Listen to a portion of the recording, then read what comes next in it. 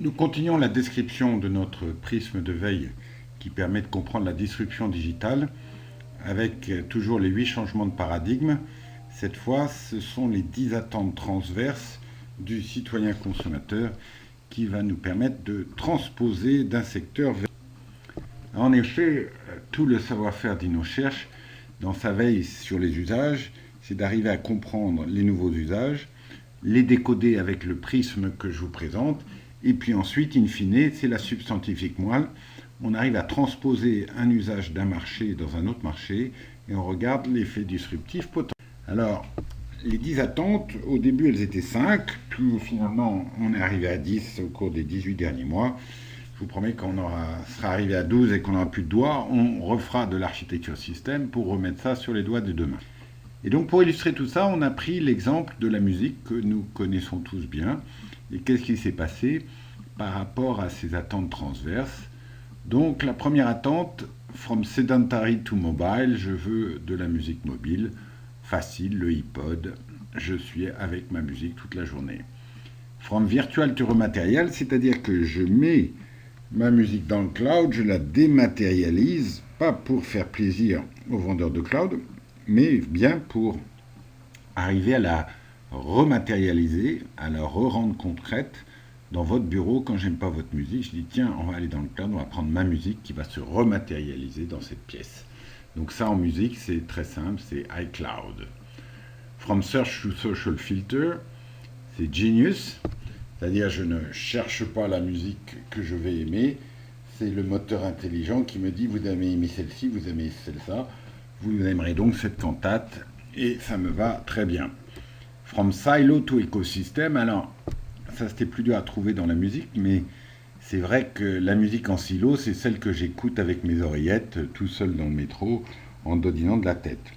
Alors au début, on a inventé la boombox, où je mettais mon iPhone et je faisais une super partie boum, boum, boum, boum dans le métro. Bon, c'était pas tout à fait ça. Ensuite, il y a eu des expériences, ça c'est une expérience Apple avait menée, où j'arrivais à écouter ma musique en égoïste, et ensuite, en pointant mon téléphone vers vous, j'arrivais à écouter la même musique que vous. Bon, finalement, maintenant, c'est SoundCloud.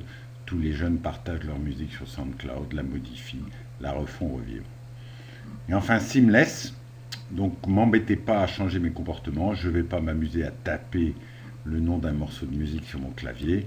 C'est Shazam qui me reconnaît la musique et qui propose de la rejouer pour moi. Alors voilà les 5 et puis finalement, il y en a eu d'autres, des trends sur les usages. Le 6e, Video First. Voilà, donc on est entré il y a 2 ans sur Video First, fin de 5 siècles de prédominance de l'écrit. Alors, il y en a qui sont désolés, c'est ceux qui maîtrisaient parfaitement ça, mais il y en a d'autres qui comprenaient moins bien à l'école, qui n'aimaient pas lire, et qui sont ravis de cette nouvelle civilisation où le mode de communication privilégié, c'est la vidéo.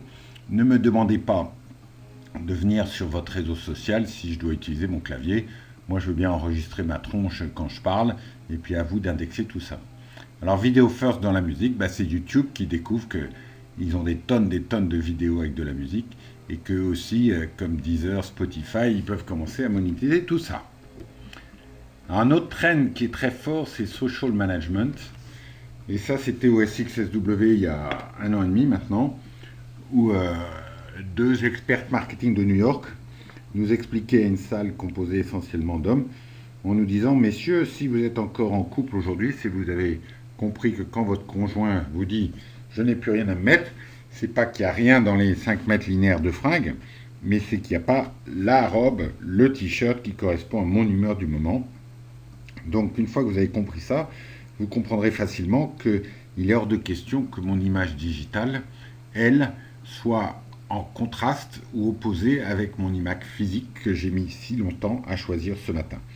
Donc l'histoire du réseau social qui vient me hanter et mes copines qui me disent ouais t'es très belle aujourd'hui mais t'as vu ta tronche hier soir ou il y a 15 ans, c'est inacceptable. Donc c'est moi qui avec mon smartphone le matin, après avoir choisi ma tenue, active ou désactive des profils qui me vont bien ou qui me vont plus. Ongoing value, très important, c'est-à-dire arrêter cette obsolescence programmée, arrêter de me demander d'apprendre des tas de choses pour utiliser votre super ordinateur. Ongoing Values et j'ouvre la boîte de mon iPhone. Je fais 3 passages de doigts et ça y est, je suis emmené dans un nouveau monde. J'ai appris 2% des fonctionnalités, ça me suffit et petit à petit, mes amis, mes enfants vont m'apprendre d'autres fonctionnalités, puis je vais upgrader. Mais jamais, jamais je reviens à la case départ avec un cours formation Microsoft. Ensuite, Always in Control. Donc je veux absolument maîtriser non seulement mon image, mais qui a le droit d'avoir accès à mon information. Donc c'est le fameux opt-out quand je suis mécontent d'un vendeur. Et maintenant, la nouvelle CNIL européenne a promis ça pour avril 2018, c'est-à-dire l'obligation pour tous les marchands de rendre en 1/10 de seconde toutes ces informations au client, de les effacer sur son système à la moindre demande. Et enfin, le dernier, qui est encore le plus fort, c'est OSEG, donc on aime bien parfois créer des acronymes, c'est Ownership Sucks, Experience is Great. Ne me demandez plus jamais d'être propriétaire de quelque chose pour en avoir la jouissance. Je n'ai pas à être propriétaire de ma musique pour en avoir la jouissance. Et d'ailleurs, vous les majors, vous m'avez vendu 5 fois le même morceau des Beatles, en 33 tours, en 45 tours, en cassette, en CD-ROM sur le iStore. Et maintenant, j'en ai marre. Je paye une fois 9,99 par mois à Spotify et j'écoute cette musique, la musique que je veux, quand je veux. Et on est passé donc dans une logique d'abonnement pour la jouissance et non plus propriétaire. Un nouveau talk de vulgarisation. À bientôt pour continuer la revue de ces 8 paradigmes.